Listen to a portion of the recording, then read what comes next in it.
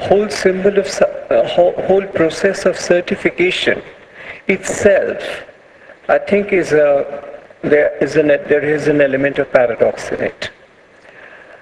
The sign adults only, which we have from our childhood learnt as an A within a circle, has always connoted for us an area of taboo. And we as school children, we remember, we just had to get rid of our school uniforms to get into that particular film that invited us more than the regular films. And since nobody is expected to carry a birth certificate along to the theatre, there is no regulatory system in the theatre which stops them from getting into it. So that makes the entire certification system of rating it as adult, UA, parental guidance, seems to be farcical. Because today hardly there is a child or a minor cinema viewer who is taken to the theatre with the parent. They go on their own. So they decide which film they are going to see. It is not guided by their parental decision. So we have to now rethink deeply the meaning of democracy. And earlier, when there were single screeners, the monitoring system have been so lackadaisical that they got away with it. And now, with the multiplexes, which are shopping malls, and there is no restrictive power for them not to allow children to come into it, they have even more free access to any theatre. So this certification system actually, to ensure appropriate viewership, seems a little absurd. Because in the long run, it's not going to work if we look at it practically. It can be a very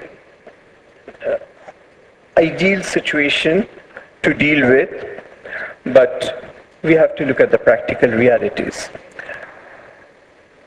Moreover, my contention with the certification board that it doesn't engage itself with the art of cinema at all. It is only a public regulatory board telling us what to do and what not to do, and there are people who are nominated by the board and not democratically chosen members who decide what the rest of the country wants to see or not. And any offense is noted with such great importance.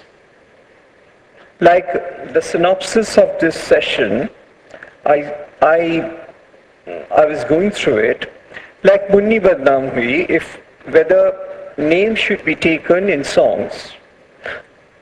While many Munnis can take offense to Munni Badnaam Hui, I know of Nasreen Munni Kabir who loves the song. So while dissenting voices can't be the only deciding factor.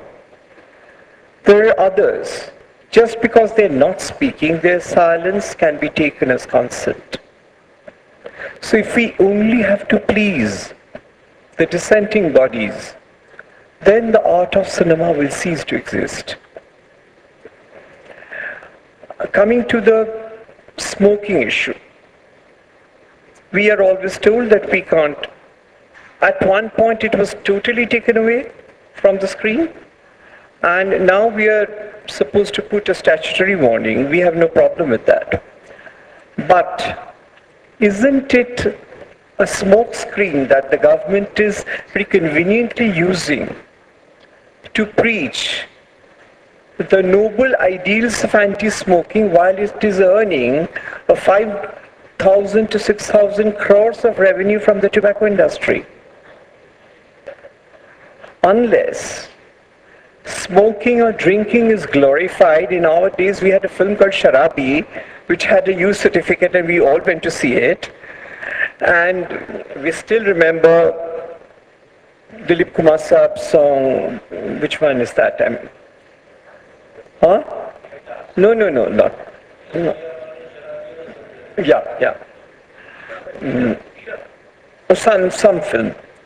So those were, I mean, even those, I mean, they were exalted and they were, I think, glamorized to a certain extent. But that didn't, I think that didn't have a direct effect on the intake of alcohol within general public, because actually the audience has a very complex relationship with cinema. And there is no scholarly proof that some incident shown on screen will directly affect the viewer. If it does, it is up to the, entirely up to the, it singly relies upon the relationship between that viewer and the film. There was an issue of defamation of, I mean, whether public figures, defamatory things about public figures should be allowed or not. I think, and Subrata Mukherjee, who is the censor officer now in Kolkata, he knows that nobody has been more vilified than me in this room, and maybe Shabanadi.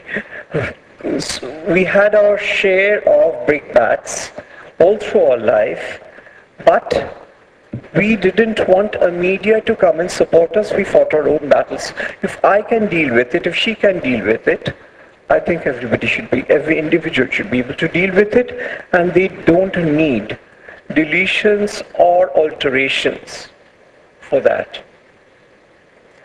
I'll just finish with an anecdote. And it's a very sorry anecdote. It is about somebody I'm fortunate to share the panel with, and a film of his which will always remain a masterpiece with me. I'm talking about his Sholay, Ramesh Sippyji's Sholay, which had a different conclusion. And that Sanjeev Kumar kills Gabbar Singh, and which was altered to, at the last moment, police intervening and saying, Thakur, don't take law in your hands, and he just hands them over, and he not only kills him, then he breaks down in remorse, saying, what did I gain out of this personal vendetta? Will my family come back? Which I think would have taken this masterpiece to an epic level, which the entire censor board has denied us. And we will hold them responsible all our life, having denied us such an epic conclusion to a masterpiece. We are sorry, Mississippi. We have wronged you. The entire country has wronged you.